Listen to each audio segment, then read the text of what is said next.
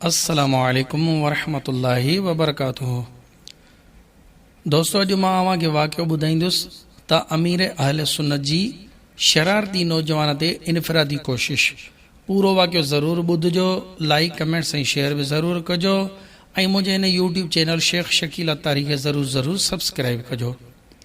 दावत इस्लामी जे शुरूआती ॾींहंनि जी ॻाल्हि आहे जॾहिं शेख तरीक़त अमीर अहले सुन्नत हज़रत अल्लामा मौलाना मोहम्मद इलियास अतार क़ादरी कराची जे मुख़्तलिफ़ मस्जिदुनि में वञी दर्स ऐं बयान ऐं इनफरादी कोशिश कंदा हुआ।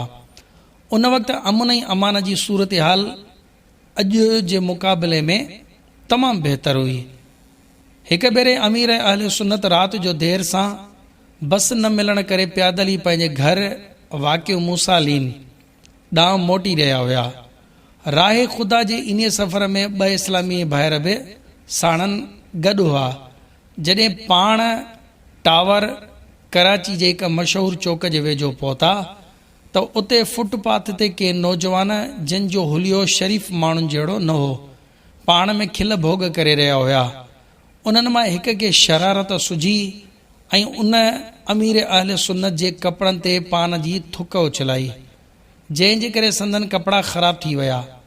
उहा गैर अख़लाक़ी हरकत अमीर अहले सुन्नत सां गॾु ॿिनि इस्लामी भाइरनि खे न वणी। उन्हीअ खां अॻु जो हू अॻिते वधी कुझु कनि, अमीर अहले सुन्नत उन्हनि खे रोकींदे कुझु हिन रीति इरशाद फ़रमायो, इहो ई वक़्तु आहे हिननि ते इनफरादी कोशिश करण जो। इहो चई पाण उन शरारती नौजवान जे वेझो पहुता ऐं सलाम करण खां पोइ निहायत नरमी सां पुछियऊं, प्यारा भाउ, मूं ते पान जी थुक उछलाइण सां तव्हांखे छा मिलियो? उन नौजवान चयो, बसि असांखे मौलवियुनि खे तंग करण में ॾाढो मज़ो ईंदो आहे। अमीर अहले सुन्नत पंहिंजी झोली उन जे साम्हूं झले चवण लॻा त जेकॾहिं तव्हांजी दिलि इन्हीअ में ख़ुशि थिए थी त भली ॿीहर बि पान जी थुक उछलायो। संदन बुर्दबारी ऐं शफ़क़त भरियो लहजो ॾिसी उन्हनि नौजवाननि जूं शर्म विचां नज़रूं झुकी वियूं।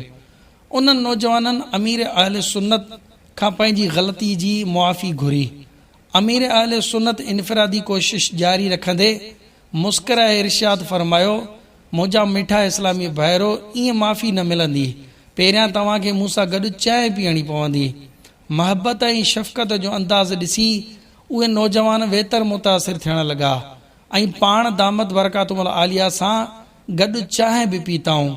उन्हीअ दौरान अमीर अहले सुन्नत दामद बरकातुल आलिया उन्हनि खे गुलज़ार हबीब मस्जिद में थियण वारे दावत इस्लामी जे हफ़्तेवार सुन्नतुनि भरे इज्तिमा में शिरकत जी दावत पेश कई।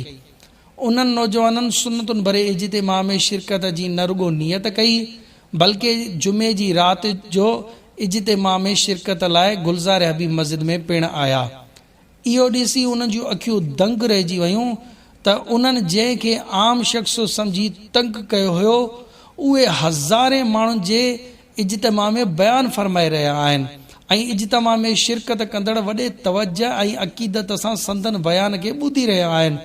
उन्हनि नौजवाननि भरिसां वेठल हिकु इस्लामी भाउ खां पुछियो त इहे बयानु फ़रमाइण वारा केरु आहिनि? उन्हीअ खे ॿुधायो त इहे हज़रत अल्लामा मौलाना मोहम्मद इलियास अतार क़ादरी आहिनि। उहे नौजवान अञा बि वधीक मुतासिर थिया जो उहे त तमामु वॾा आलिम दीन बि आहिनि। बयान जी पुॼाणी ते जॾहिं अमीर अहले सुन्नत रिकत अंगेज़ दुआ घुरी त उन्हनि नौजवान इस्लामी भाइरनि बि रोई रोई पंहिंजे गुनाहनि खां तौबा कई ऐं पंहिंजे परवरदिगार अज़्ज़ व जल खां बख़्शिश जी ख़ैरात घुरियाऊं। सलात ऐं सलाम खां पोइ अमीर अहले सुन्नत पाण अॻिते वधी इस्लामी भाइरनि सां मुलाक़ात करणु शुरू कई। जॾहिं पाण दामद बरकातुल आलिया जी नज़र उन्हनि नौजवाननि इस्लामी भाइरनि ते पई त अॻिते वधी हर हिक खे पंहिंजे सीने सां ईअं लॻायऊं जो उहो ॾींहुं ऐं अॼु जो ॾींहुं अल्हम्दुलिल्लाह अज़्ज़ व जल उहे सभई इस्लामी भाइर दावत इस्लामी जे मदनी कमनि में मसरूफ़ आहिनि। दोस्तों, इन वाक़े जे बारे में पंहिंजी राय खां ज़रूरु आगाह कजो। अल्लाह हाफ़िज़ दोस्तों, मिलंदासीं अॻिले वाक़े में इंशा अल्लाह अज़्ज़ व जल।